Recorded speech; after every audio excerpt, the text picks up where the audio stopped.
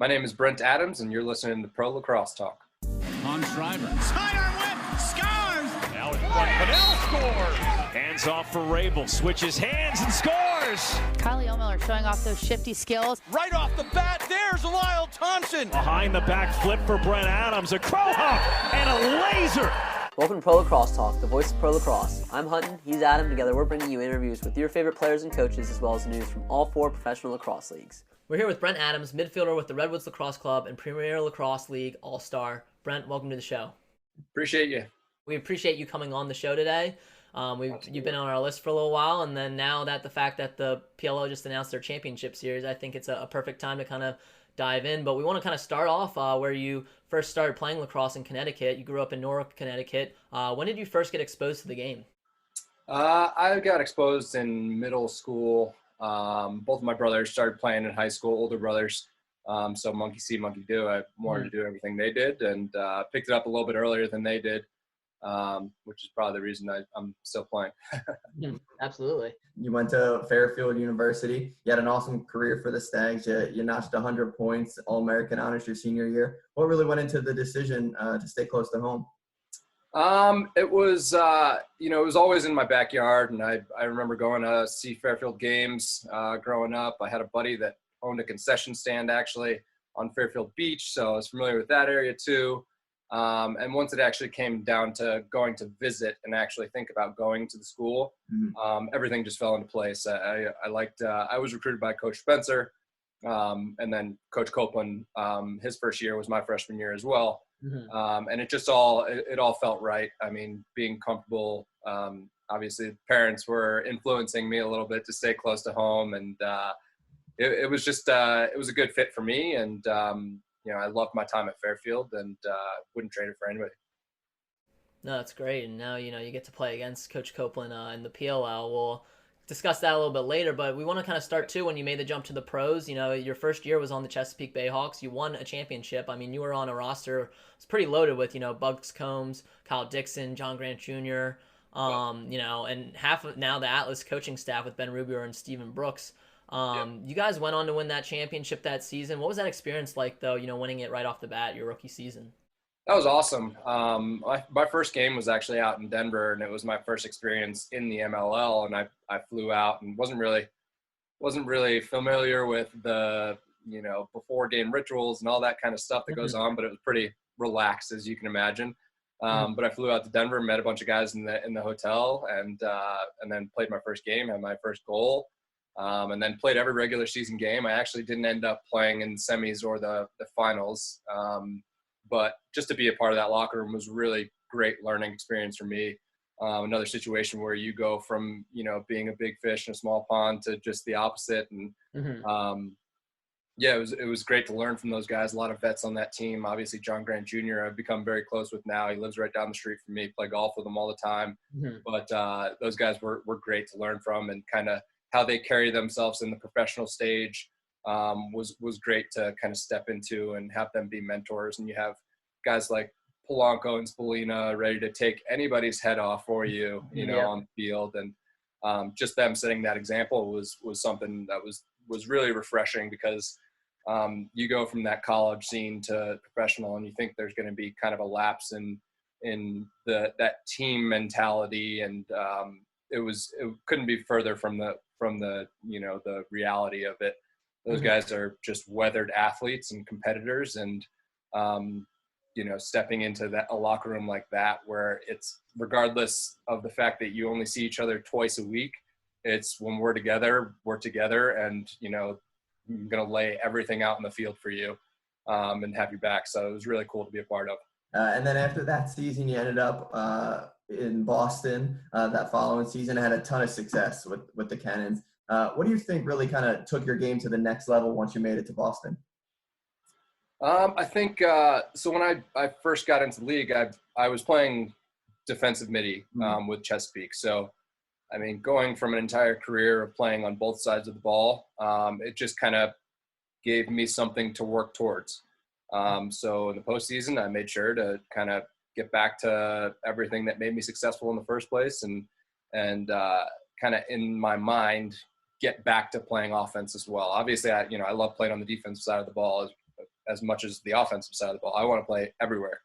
But I think once I kind of got put into that category, and I'm completely fine playing a role, but it's not how I want to play lacrosse.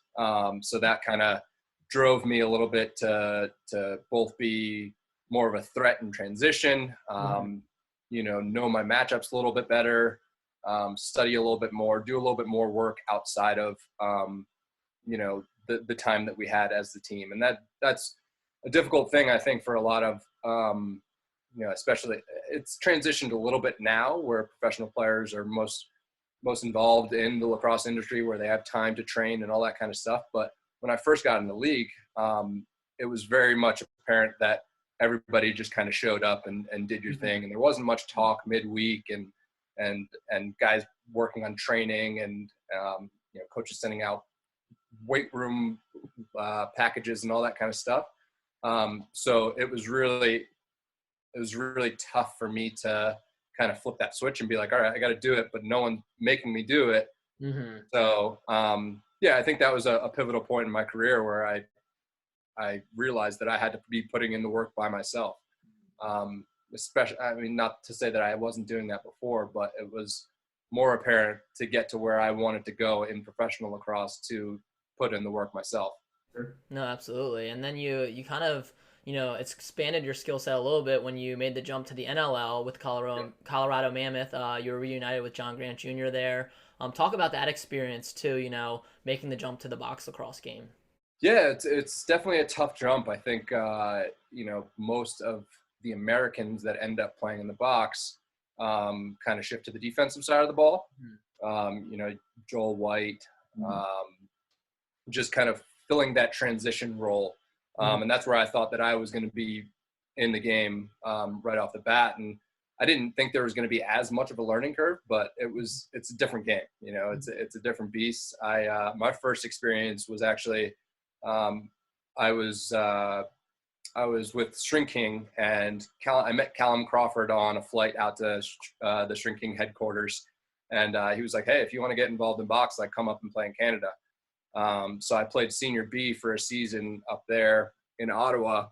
And my first time stepping onto the floor was a cement floor with guys with wooden sticks, on a res. And it was just a complete culture shock. And I was like, this is lacrosse. What is going on here? I didn't understand the shifts. I didn't understand front door, back door, none of that stuff. So it was definitely thrown to the wolves there. But no, I think it's an amazing, different style of lacrosse that translates to the outdoor game tremendously.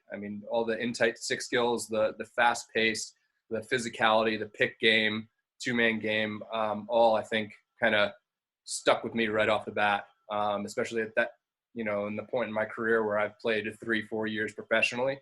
I was very much a student of the game, and that kinesthetic learning I took to heart and really tried to study and see why it was different and where I could be successful in the game. So I think immediately after coming back, obviously I got hurt playing my first year indoor, but when I came back onto the field game, I just kind of thought about it a little bit differently, thought about offense a little bit differently in transition and number matchups and all that kind of stuff. So I think it did volumes for my outdoor game and my skill set offensively. Nice. Yeah. And kind of speaking of that outdoor game, you made the jump to the PLL last season, and it pretty much was immediately clear that your game was a perfect fit for the PLL rule set. What really made you decide to make the jump to the PLL, and talk about that season one with Redwoods? I think, Paul's leadership is definitely one thing that stands out when you talk about making the jump and why I did it. Having a conversation with him on the phone about it and hearing his excitement and everything that's gone into it and all the research and all the work that they've done to make the league what it is. What they've done with the championship series speaks to the professionalism and the creativity that they have. That was something that you could see from day one. And it was something that I wanted to be a part of. The names on the list of the people that were going to make the jump, I wanted to be a part of that list. And if you're talking about the best lacrosse in the world, I want to be playing the best lacrosse in the world. And if there's a question about what league it is. I think you can kind of just look at the players and make that determination for yourself. But yeah, it was something that I definitely wanted to be a part of, regardless of whether the rules changes and all that kind of stuff and the innovations that they've taken on. But yeah, the style of game is something that I like to play. Obviously, with that 8 seconds off the shot clock, it just adds a little bit more of a sense of urgency, which is cool for me. Being able to get up and down both sides of the ball is something I really like to do, and hopefully we'll continue to do pretty well. No, absolutely. And, you and the Redwoods had a magical run last season. Unfortunately, it ended in heartache. But, talk to me a little bit about that, the regular season, that playoff run. I mean, you had a great playoffs series, and then you also almost had one of the longest goals in PLL history that ended up being an assist, but still got on the board in the statistic column. But talk to me a little bit about that season, Coach Nat St. Laurent's leadership, and then how hard was it losing that championship? Yeah, it was a really exciting time, obviously, with the emergence of the PLL and forming a new team. And obviously we have the heavy Notre Dame contingency on our team, but it's all guys that are trying to figure out the puzzle as best as possible. And we have a new coach, and it's new for everybody, and it's new for every team. So it was a really cool time to kind of put everybody to the test of, figuring it out. Figuring out the roles that people are going to play. The lineups changed a little bit, but we kept pretty much the same team, whereas other teams were just kind of, floating around. And even when we, had a couple low points, we still, a testament to Coach Nat, we stuck to our true north and kind of trusted our guys. And again, we moved in a couple of guys from the practice roster, but it was the same squad week to week, which is really cool.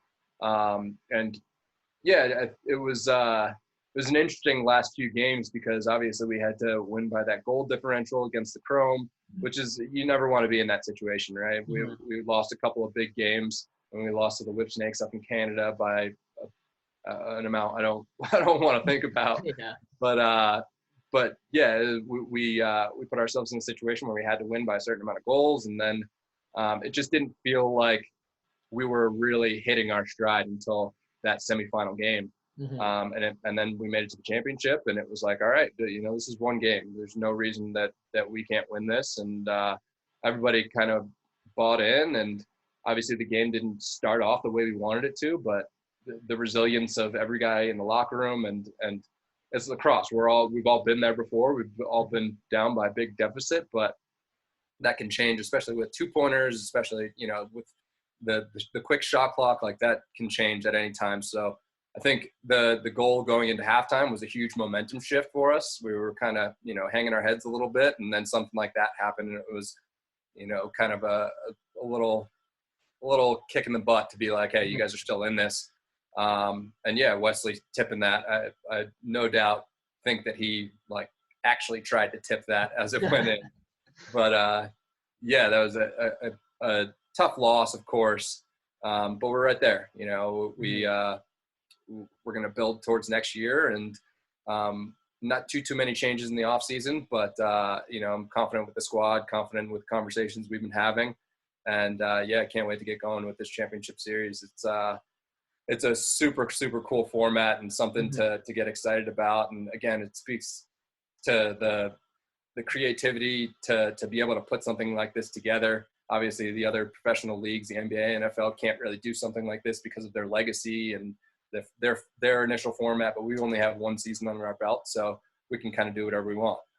So I can't wait. I think just the idea that now everybody is preparing to compete for 2 weeks is it's huge. I think historically everyone kind of comes into the season being like, all right, I'm not going to be in the best shape in the beginning of the season.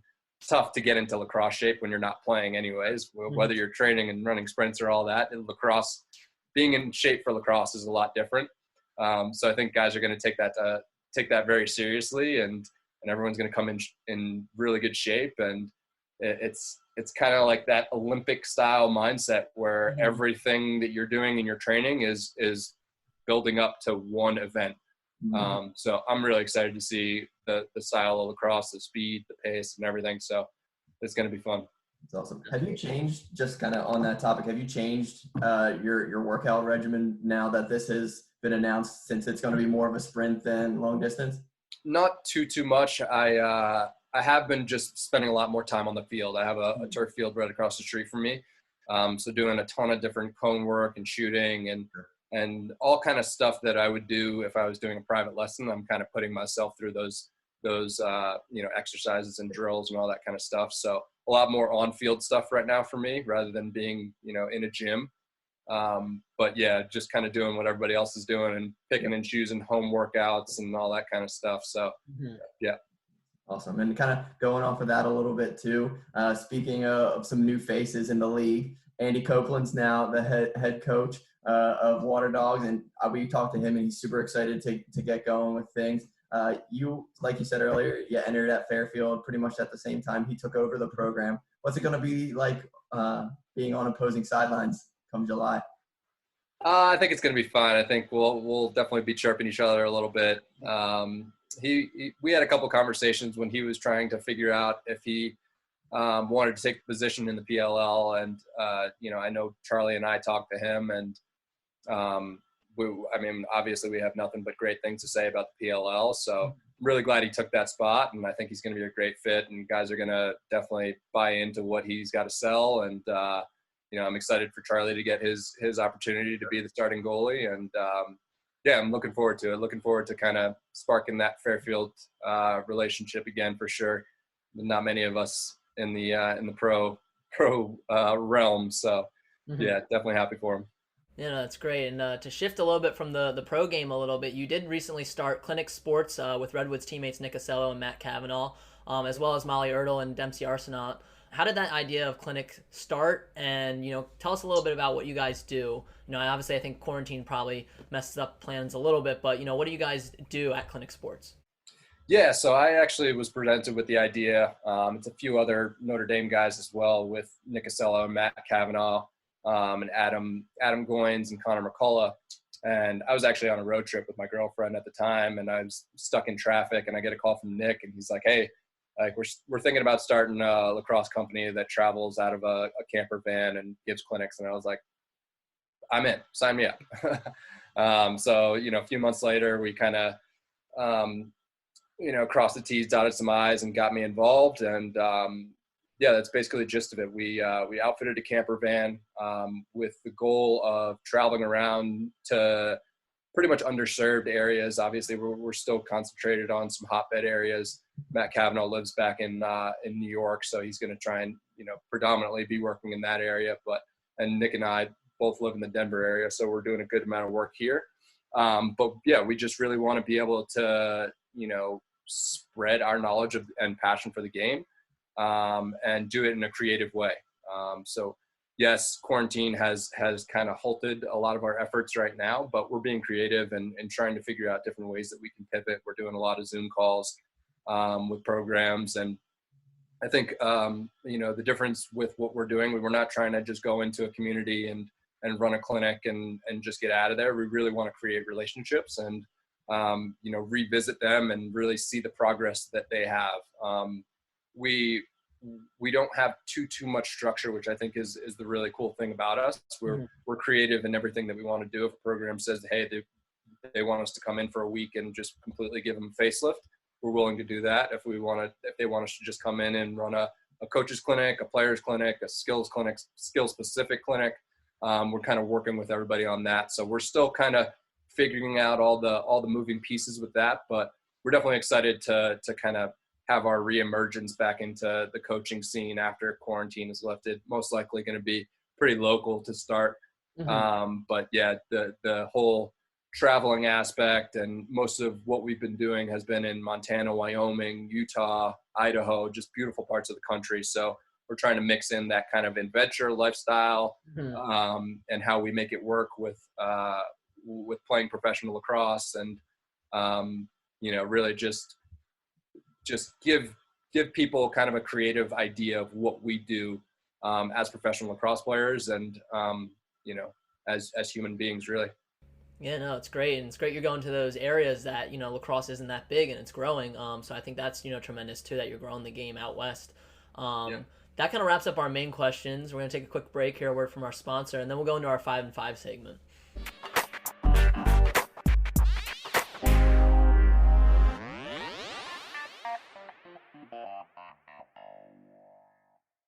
Thank you for listening to another episode of the Pro Lacrosse Talk podcast. Today I want to talk to you about our sponsor, Anchor. We've been using Anchor for the Pro Lacrosse Talk podcast since the very start.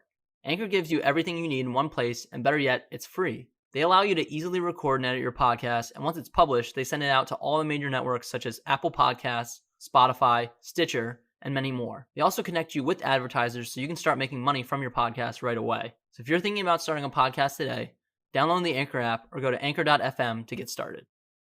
Today I also want to talk to you about Phoenix Supplements. I started using Phoenix Supplements after searching for a supplement brand that didn't use any unnecessary additives.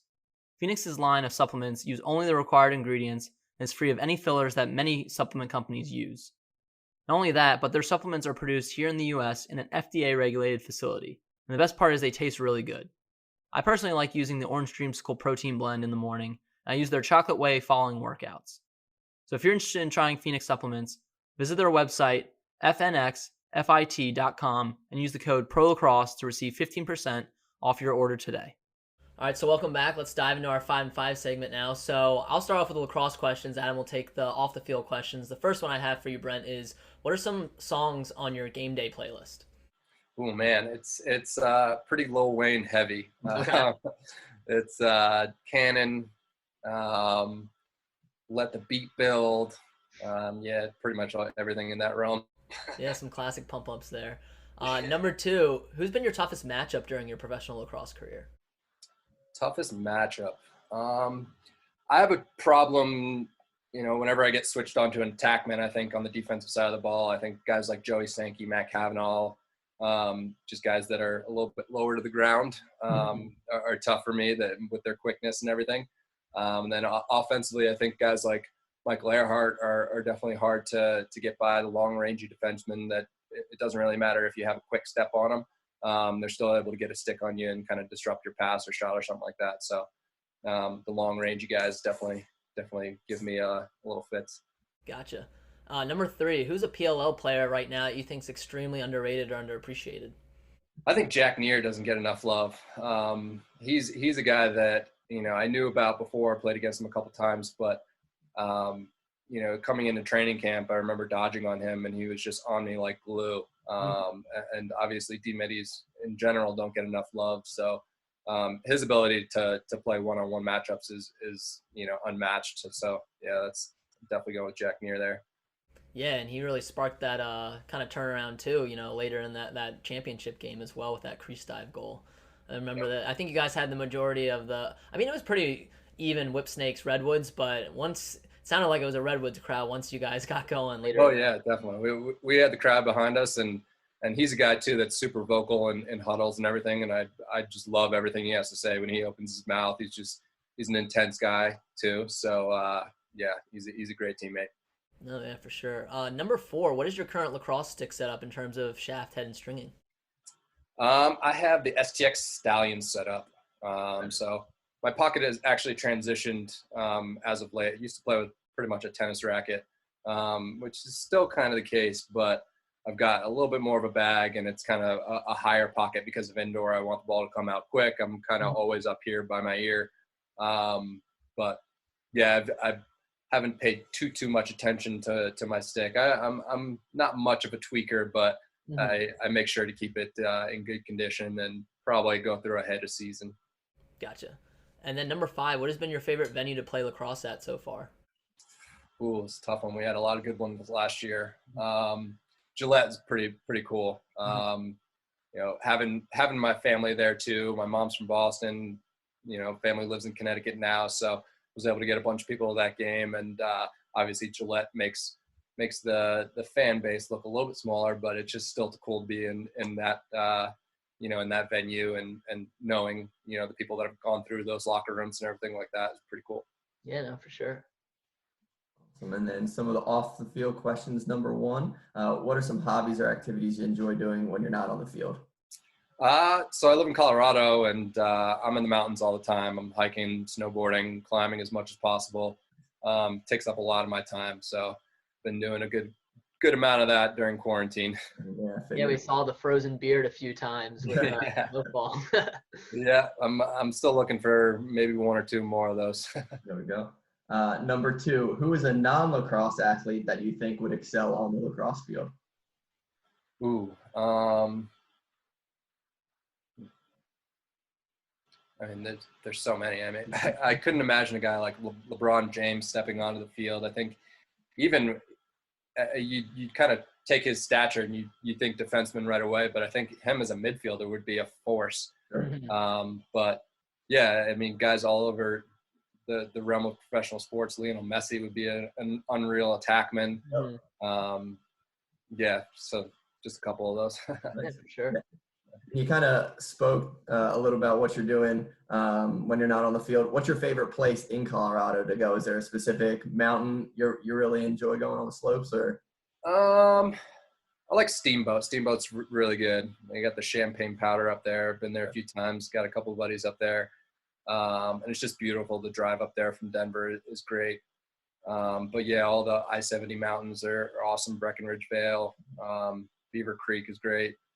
But yeah, I'm still looking to expand and go out. I haven't been to Telluride yet or Crested Butte, so those are on my list. I got a lot more to do.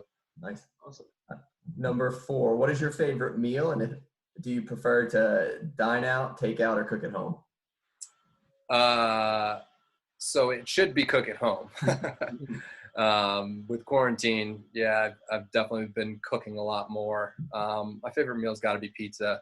I've recently switched to a vegan vegetarian diet, so that's my kind of the worst thing that I eat in my diet is pizza pretty much right now. So yeah, there's been some homemade tries at it, but I'm usually just a takeout guy with pizza. Nice. What made you make the jump to do the vegan vegetarian thing? Mostly the influence by my brother. It's kind of for a lot of different reasons, both my health, overall health, performance, something that I hadn't really done in my career prior, focused on my diet and what I'm, taking in every single day. I think at this point in my career, I'm 29 and got to focus on things a little bit more. So it's just something for me to follow and has some guidelines. So it's really just more, designing a structure than anything else. Cool. And then the last off the field question, since we are in quarantine, we're always curious. Our fans want to know what's a book or podcast you've been reading or listening to. And since we are in quarantine, we're watching a lot of stuff too. What's a potential show that you've been binging on quarantine?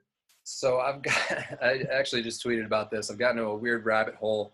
I watched the Waco show on Netflix. Okay, yeah. And then Wild Wild Country, which are both, that's a documentary. The other one's a drama, but obviously based on true events. But that whole realm of cults has been intriguing recently. So I've kind of been diving into that a little bit. And then I'm also reading Ego is the Enemy. Okay. Just I appreciate different books that kind of dive into our thought processes, and it talks about different athletes and different leaders throughout history that either have let their egos get in the way or have completely dissolved the thought of the ego and really allowed it to propel themselves and put others first and all that kind of stuff. So it's a good read. Yeah, I love all of Ryan Holiday's books. Yeah, they're awesome. Mm-hmm, yeah, we read. We actually did a project in my one business class, kind of on that. The professor we dived into his writings and Ego is the Enemy. I haven't read the full book, so that's definitely something I have to pick up. But yeah, definitely a good suggestion. Our final question, Brent, for you, we like to end on this question for all our athletes that come on, is what is some advice you have for a young player looking to one day play lacrosse professionally? I think enjoy the process, and that's all encompassing. It's everything from. I was on a podcast last night with a high school from my hometown, and just talking about the stretch, really, and how you see. I coach high school lacrosse out here, and I coach a bunch of youth. But you kind of go through the stretch, and you see a lot of players kind of just walk through it. They're talking to their buddies and they're not really taking it serious. And I think it's in many ways the most important part of practice, where you're kind of clicking in and, ignoring everything else that happens outside, all the exterior, influences and all that kind of stuff. And you're checking into practice, and for another reason, you're just taking care of your body. Obviously it's something that I'm more focused on now that I'm getting a little bit older, but I wish it was something that I harped on a little bit younger in my career, where I'm taking care of my body. And I'm also mentally focused on, getting into the mindset of practice, or getting in the mindset of the game, and taking a second to myself. I've never been really a rah-rah guy to pump everybody up, but I've always kind of just internalized and focused on my role and my task at hand. But yeah, I think now more than ever, everyone's kind of secluded and quarantined. So you really have to take pride in the little things that you do, and create a schedule for yourself, and really determine what things you need to do to be successful, because they're different, player by player. And yeah, it's something that I've taken to heart in the last few years, definitely, because I'm trying to elongate my career. So definitely just focusing on the process, and be okay with being bored, with the stretching and kind of doing the same drills and the same workouts, sometimes eating the same meals even. Being okay with the process, and trusting that, your goal is coming. No, that's some great advice, I think, for our young listeners. Remind people where they can find you on social media. Yeah, my Instagram's Brent Adams CO, and then we have @Clinic Sports, CLNC_sports. And yeah, come check us out, and maybe we'll be bringing the van through your location sometime soon. Yeah, no, hopefully sooner rather than later. Yeah, definitely. Well, Brent, we really appreciate you jumping on, and we're looking forward to watching you in this championship series with the Redwoods. Best of luck. I appreciate you guys. Thanks for having me.